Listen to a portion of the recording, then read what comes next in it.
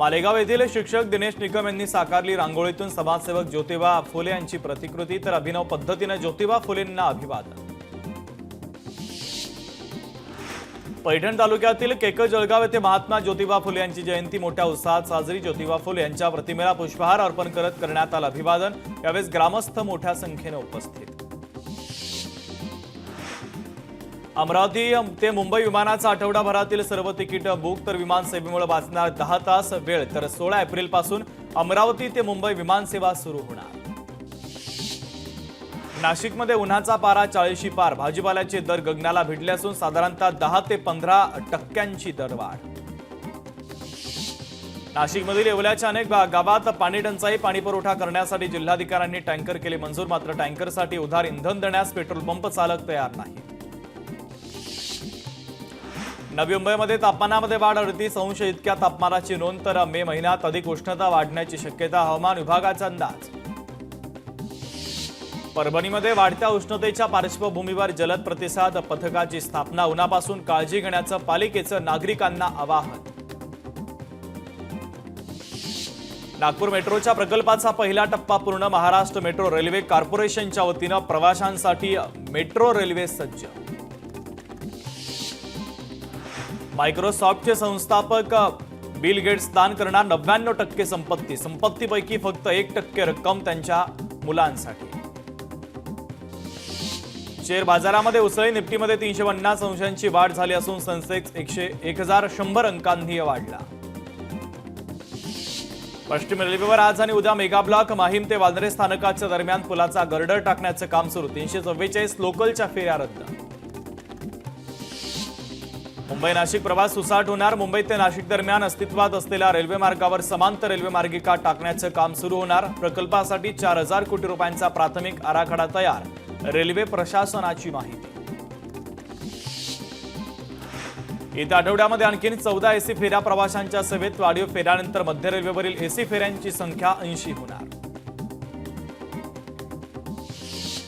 गृहनिर्माण प्रकल्पाच्या अनुषंगाने सर्व जाहिराती सोबत यापुढे महारेरा नोंदणी क्रमांक, तपशील आणि QR कोड बंधनकारक, अंमलबजावणी न करणाऱ्या बिल्डरला 50,000 रुपयांचा दंड ठोठावला जाणार। अनंत अंबानी यांच्या वन्यप्राण्यांची देखभाल करणाऱ्या वनतारा संस्थेची नवीन वेबसाईट लॉन्च, वन्यप्रेमींना वन्यजीवांबद्दल सखोल माहिती मिळणार। वनतारामधील प्राण्यांची झलक घरबसल्या तुम्हाला पाहता येणार। येत्या 3 महिन्यांमध्ये पुण्यात तापमान स्थिर राहणार, तापमानामध्ये किंचित घट, उकाड्यापासून पुणेकरांना दिलासा। एसटी कर्मचाऱ्यांना मार्चचा उर्वरित 44% पगार येत्या मंगळवारी देण्यात येणार। उपमुख्यमंत्री एकनाथ शिंदे यांनी पुढाकार घेत वित्त सचिवांशी चर्चा केल्यानंतर निघाला तोडगा। जुन्नरच्या आदिवासी भागातील मांडवे परिसरामध्ये पाण्याची परिस्थिती गंभीर, पाण्याच्या मुख्य शिवकालीन टाकीमध्ये अज्ञात व्यक्तीनं विषारी कीटकनाशक औषध टाकल्यानं ग्रामपंचायतीच्या वतीनं नागरिकांनी पाणी वापरू नका अशा सूचना। पैठणमध्ये पारा 40 अंशांवर पोहोचला, जायकवाडी धरणातील पाण्याच्या बाष्पाचं प्रमाण हे दुपटीनं वाढलं, तर सध्या जायकवाडी धरणाची पाणी पातळी 49%वर। खुलदाबादमध्ये 600 पोलिसांचा कडक बंदोबस्त, हनुमान जयंतीच्या पार्श्वभूमीवर सतर्क, तर औरंगजेब कबरीच्या वादाने सतर्कता। सिंधुदुर्ग जिल्ह्यामध्ये बायोगॅस बांधणीवर नागरिकांचा भर, घावनळे गावात सर्वाधिक बायोगॅस प्रकल्प उभारले जात आहेत।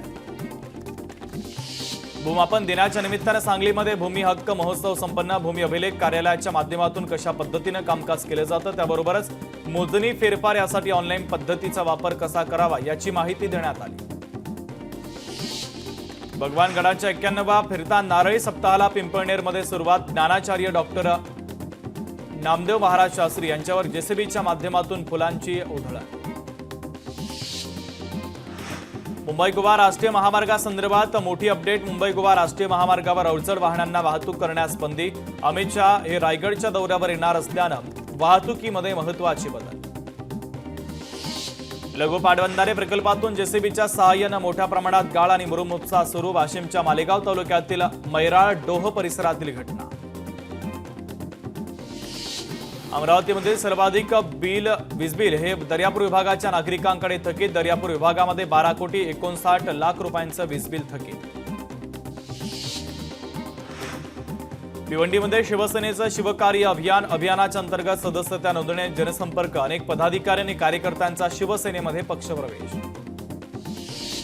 माहूरगड निवासिनी रेणुका देवीचा विरोधी पक्षनेते अंबादास दानवे यांनी घेतलं दर्शन, जनतेच्या सुख समृद्धीची केली प्रार्थना. 26/11चा आरोपी तहूर राणाला लगेच फासावर लटकवा, सामनातून केंद्र सरकारकडे मागणी. भारताचा सुपुत्र कुलभूषण जाधवला कधी आणणार, सामनातून सवाल. कृषी मंत्री माणिकराव कोकाटे आज जिल्हा बँकेचा आढावा घेणार, तर आगामी सिंहस्थ कुंभमेळ्याच्या पार्श्वभूमीवर कोकाटे आढावा घेणार. नाशिकच्या विभागीय कार्यालयामध्ये बैठकीचं आयोजन.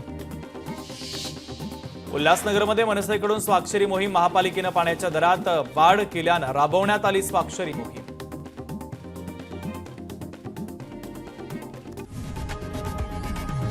लोकशाही मराठी ऐका, पहा, जागरूक रहा.